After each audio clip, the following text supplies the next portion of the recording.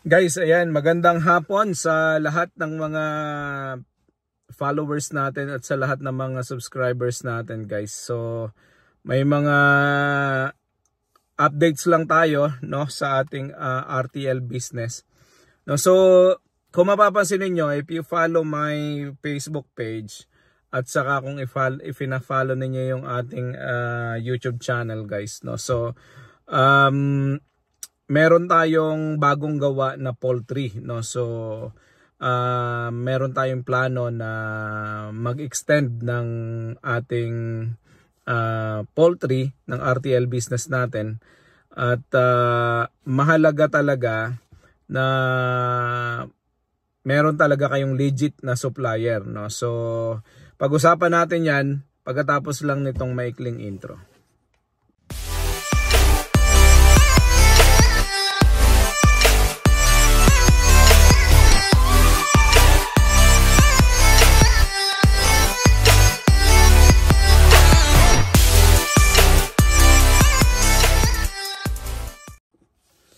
So guys, ayan, maraming salamat sa pagsubaybay, no. So like I said, meron tayong bagong poultry, low cost housing to. Ang budget ko originally is 30,000 pesos, pero inabot tayo ng 57,000 pesos din ang inabot. Pero malaki naman tong poultry na to, 4x16 ang lapad at haba nito. Ang kasyang ilagay na RTL chicken dito ay 600 heads. Well, 576 to be exact, no, kasi itong 576 na to ay kasya dun sa 12 na cages na in order ko para dito sa para dito sa poultry na to. So, ang pag-uusapan natin, guys, ay ipinapaalala ko lang sa inyo na kailangan natin yung reliable at saka legit na mga suppliers ng manok, no. So, marami kasi na agents, no. So, lahat halos ng mga nakakausap nyo, nakaka-deal ninyo is mga agents yan. Hindi talaga sila ang supplier, hindi sila nag-aalaga ng manok. Ang kalimitan na kukuha natin at nasi-search natin sa Facebook or online ay ito yung mga ahente. Hindi naman masama na kumuha sa mga ahente kasi sila yung may direct access minsan sa mga farm, no. Tayo wala tayong direct access, no, at saka minsan mas madaling makipag-transact din sa ahente.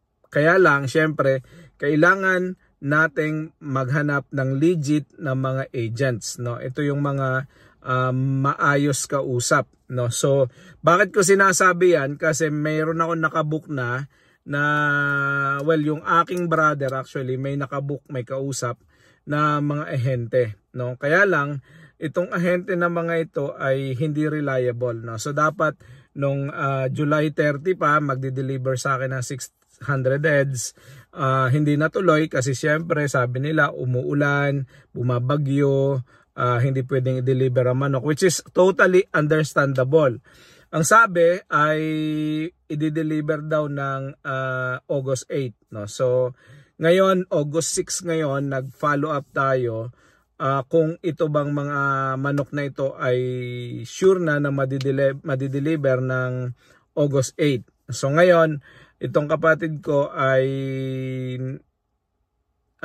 nag-follow up, walang nakuha na matinong reply. At ang sabi ay hindi daw pwedeng i-deliver kasi hindi nakakuha ng appropriate permit para i-transport sa Mindoro.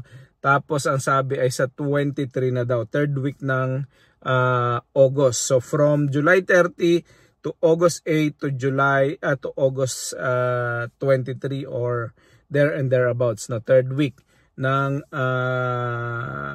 August. So ako naman kasi lahat sa pag-aakala ko na itong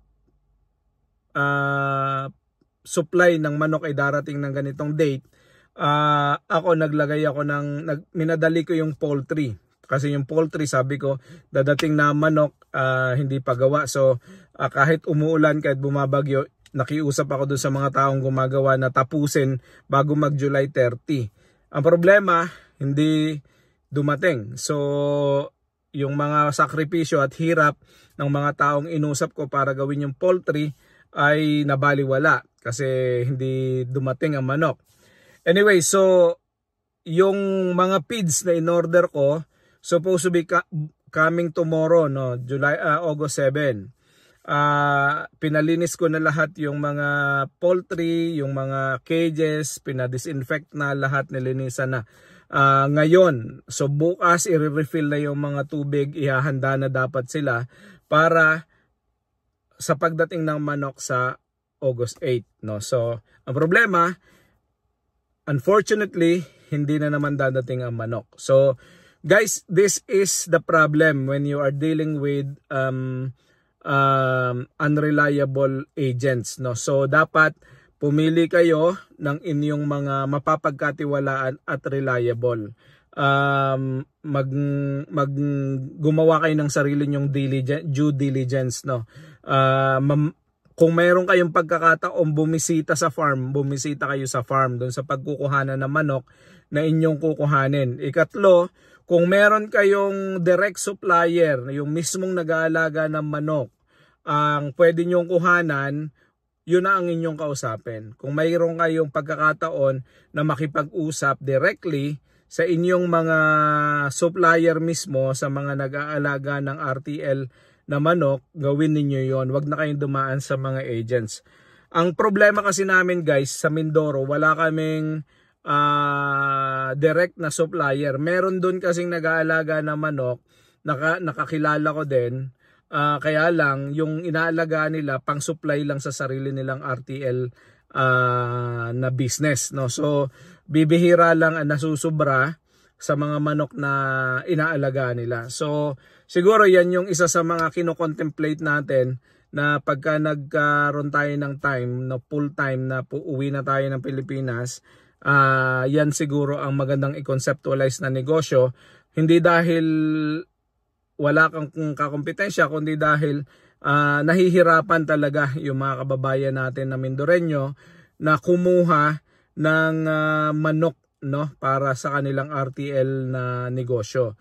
Kasi yung mga nag-aalaga lang ng 100, yung mga nag-aalaga ng 300, nag-aalaga ng 600 heads, etong mga to wala masyadong makuhanan na locally sourced na mga supply ng manok. So siguro sa susunod na mga business studies natin, ito yung ating pag-iisipang gawin kung paano natin gagawin, at nang sa ganon ay makatulong din tayo sa mga local farmers natin diyan sa Oriental Mindoro, no. So yan yung ating sigurong i-conceptualize sa mga susunod natin na mga business venture, no. Kasi nahihirapan talaga yung ating mga local farmers, mga RTL farmers, kasi wala talagang makuhanan na malapit sa Mindoro ng mga supply na manok. So pero yun nga, ang point ko dito guys sa video na to is gusto ko na paalalahanan kayo na kung kayo ay kukuha ng mga manok is siguraduhin ninyo na ang mga kukuhanan nyo ng manok is mga legit na mga ahente. Hindi masama ang sinasabi ko, hindi masamang kumuha sa mga ahente. Bagamat may mga tinutubo sila, pero like I said, mahirap kumuha at makipag-transact, at kasi wala tayong direct access sa mga may-ari ng poultry farms, no, yung mga nag-RTL.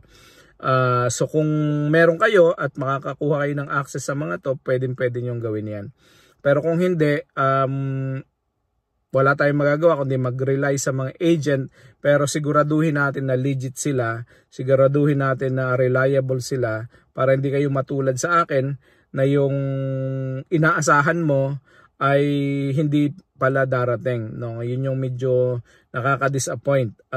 Kasi pag tumagal pa ng 3 linggo na naman ang feeds hindi masisira, pero maluluma, no? Siyempre yung potency ng mga vitamins and minerals ng mga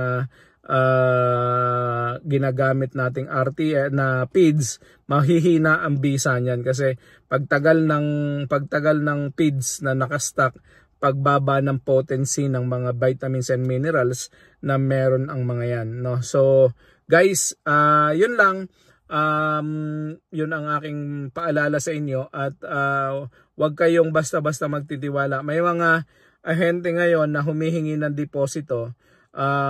Okay magbigay ng deposito, no guys? Pag nagpabook kayo directly sa supplier, pwede kayo magbigay ng deposito, no? Halimbawa, si Mang Mags, direct supplier yan, siya talaga nag-aalaga ng kaniyang mga manok. So kung ikaw ay kilala mo siya, pwede kang magbigay dyan ng deposito. Pero kung sa ahente magbibigay ka ng deposito, guys, napakahirap niyan. So mas maganda at safe pa rin yung tinatawag nating cash on delivery, no, COD. So wag basta-basta magtitiwala kasi maraming mga nangi-scam ngayon. Hard-earned money natin to. Hindi ito basta-basta napupulot na pera, hindi maliit ito, hindi 2,000, 3,000, hindi 500 pesos. We're talking about hundreds of thousands dito.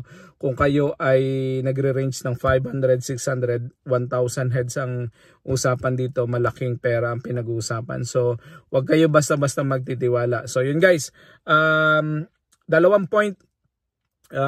Dapat ay legit ang inyong mga ahente na gagamitin at suppliers, para hindi kayo ma-disappoint na katulad ko. Ikalawa, wag basta-basta magtitiwala sa mga deposit na yan, kasi yung deposit na yan ay venue para magkaroon ng mga scams, no? So kung may direct kayong contact sa may-ari ng poultry at nagpermahan kayo, may contract of purchase kayo, pwede kayo magdeposito. Pero kung kayo ay sa ahente nakikipag-deal, wag po kayong basta-basta magdideposito, no? So cash on delivery is the safest mode of payment.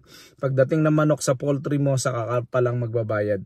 Bibilangin mo kung ilan ang in-order mo, kung tama, saka ka lang magbabayad, no guys? So yun, maraming salamat sa lahat ng mga sumusuporta, at kung bago ka dito sa channel na to, please subscribe our channel and click the notification button para na sa ganon palagi kayong updated dito sa ating mga bagong video. Maraming salamat, God bless, and see you all later.